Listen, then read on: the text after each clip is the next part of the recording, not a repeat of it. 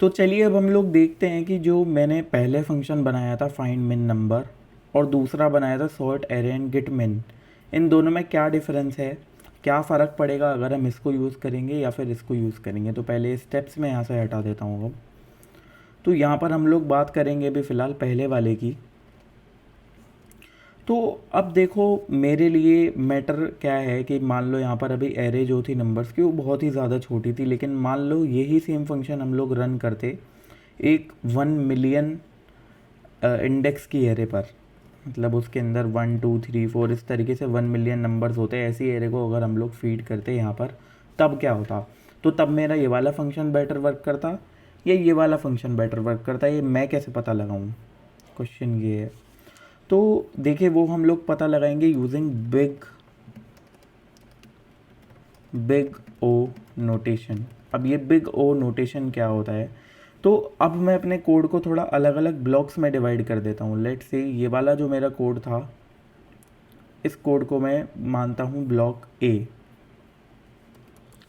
Block 1।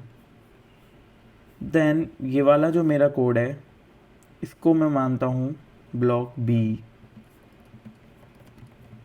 या 2। Then ये जो मेरा एल्स वाला कोड है, इस एल्स वाले कोड के अंदर ये वाला जो मेरा पार्ट है इस पूरे को मैं मान लेता हूँ ब्लॉक 3 एंड इसको मैं मानता हूँ ब्लॉक 4।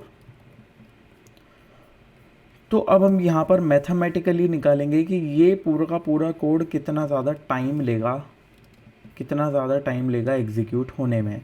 तो अगर मैं बात करूँ टाइम की, तो टाइम डिपेंड करेगा कि कितनी बार कौन सी लाइन हमारे कोड में रन हुई। भाई अगर ये वाली लाइन मेरे कोड में 4 बार रन हुई तो टाइम ज़्यादा लगेगा ना, और ये लाइन एक बार एग्जीक्यूट होगी तो टाइम कम लगेगा, सिंपल सा फंडा है। तो अगर मैं ब्लॉक 1 की बात करूँ यहाँ पर, इस पर्टिकुलर इफ़ लूप की अगर मैं यहाँ पे बात करूँ, तो इस इफ़ लूप को मैं कह सकता हूँ कि ये सिर्फ एक ही बार एग्जीक्यूट होगा, चाहे एरे मेरी 1 मिलियन यूज़र्स की हो, चाहे एरे के अंदर 1 मिलियन डेटा हो, 10 मिलियन डेटा हो, कुछ भी हो, लेकिन ये वाली लाइन तो मेरी हर बार एक ही बार एग्जीक्यूट होनी है।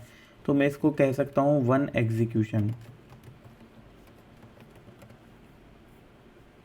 देन अगर मैं बात करूँ इस एल्स इफ वाले ब्लॉक की, तो इसको भी मैं कह सकता हूँ कि ये एक ही बार एग्जीक्यूट होगी, 1 एग्जीक्यूशन। देन मैं अगर बात करूँ इस पूरी की पूरी एल्स वाले लूप की, यहाँ पर एक मिनट, इसको भी हम लोग लिख देते हैं 1 एग्जीक्यूशन। यहाँ पर सारा का सारा फंडा इधर ही चल रहा है। ये जो मेरा पूरा का पूरा ब्लॉक है, इस पूरे ब्लॉक के अंदर ये जो मेरी फॉर लूप वाली ये लाइन है जिसके ऊपर मैंने अभी हाईलाइट कर रखा है, ये लाइन एग्जीक्यूट होगी 1 टाइम्स। बट अगर मैं बात करूँ इसके अंदर वाले इफ़ लूप की, तो ये डिपेंड करेगा कि मेरी फॉर लूप चली कितनी बार। लेकिन अगर मैं एग्जांपल लेता हूँ वापस से, लेट सपोज मेरी जो एरे थी वो थी 1 या फिर 3 4 1। तो जितनी बड़ी मेरी एरे की लेंथ थी, मान लो n मेरी एरे की लेंथ है, तो ये n-1 टाइम यानी कि 2 टाइम्स ही ज़्यादा से ज़्यादा एग्जीक्यूट हो सकता है इफ़ लूप। तो मैं मान के चलता हूँ ये कितनी बार एग्जीक्यूट होगा, 2 बार मैक्सिमम, 2 टाइम्स हो सकता है एग्जीक्यूट। तो अगर इस हिसाब से मैं हिसाब लगाऊँ तो मैं कह सकता हूँ कि ये वाली लाइन मेरी कांस्टेंट है, ये वाली लाइन मेरी कांस्टेंट है क्योंकि एक ही बार हमेशा रन होनी है, इसका फिक्स है क्योंकि ये लाइन मेरी कांस्टेंट है।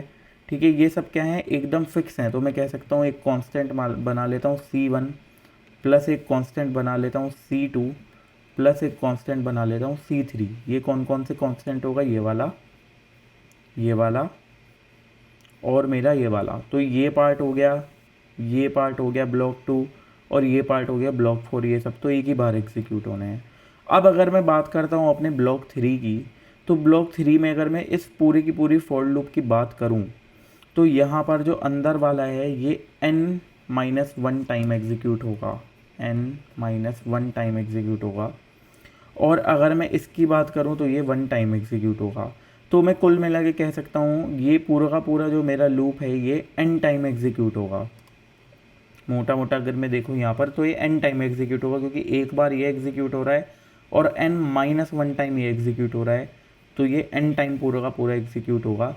तो यहाँ पर अगर आप इस पूरी की पूरी एक्सप्रेशन में देखोगे यहाँ पर, तो आपको क्या चीज़ मिलेगी कि इस पूरे के पूरे कोड में जो मैटर करता है। देखो हम लोग डेटा स्ट्रक्चर क्यों समझना चाह रहे हैं, हम लोग क्या जानना चाहते हैं, हम लोगों के लिए चैलेंज क्या है कि हम लोग स्केल अप करना चाहते हैं। मतलब अगर मेरी 1 मिलियन की एरे है, यानी कि जो अंदर नंबर्स हैं एरे के वो 1 मिलियन है या 10 मिलियन है या 5 मिलियन है, तो क्या डिफरेंस आएगा, वहाँ पर कौन सी अप्रोच अच्छी होगी। मुझे 1 2 10 यूज़र के लिए नहीं बनानी। अगर मैं कोई ऐप बनाऊँगा, वेबसाइट बनाऊँगा, कुछ भी कल को बनाऊँगा, क्या मैं 10 यूज़र के लिए बना रहा हूँ, मैं इस हिसाब से बनाना चाहूँगा कि वो 10 मिलियन 100 मिलियन 1 बिलियन यूज़र्स तक एग्जीक्यूट हो सके, जैसे गूगल। तो वहाँ तक पहुँचने के लिए मुझे ये समझदारी चाहिए कि भाई ये जो मेरा पूरा का पूरा कोड है ये बेटर है, या जो नीचे वाला कोड है ये बेटर है, या कोई और अप्रोच बेटर है। तो यहाँ पर मैंने क्या देखा कि जो मेरी टाइम की कॉम्प्लेक्सिटी है वो सारा कुछ डिपेंड कर रहा है इस एन के ऊपर। इन कांस्टेंट से तो कुछ लेना देना ही नहीं है, ये तो एक ही बार एग्जीक्यूट होने हैं। तो एक तरीके से मैं कह सकता हूँ कि ये पूरा का पूरा एन टाइम्स एग्जीक्यूट होगा। ये इसका मैं बेसिकली फार्मूला बना सकता हूँ, और इसको बिग ओ नोटेशन में हम लोग क्या बोलेंगे, ओ एंड ओ के अंदर एन। तो ये होगा इसकी big O notation, big O notation for first way. अब इसके बाद हम लोग यहाँ पे कैलकुलेट करेंगे नेक्स्ट वीडियो में सेकंड का।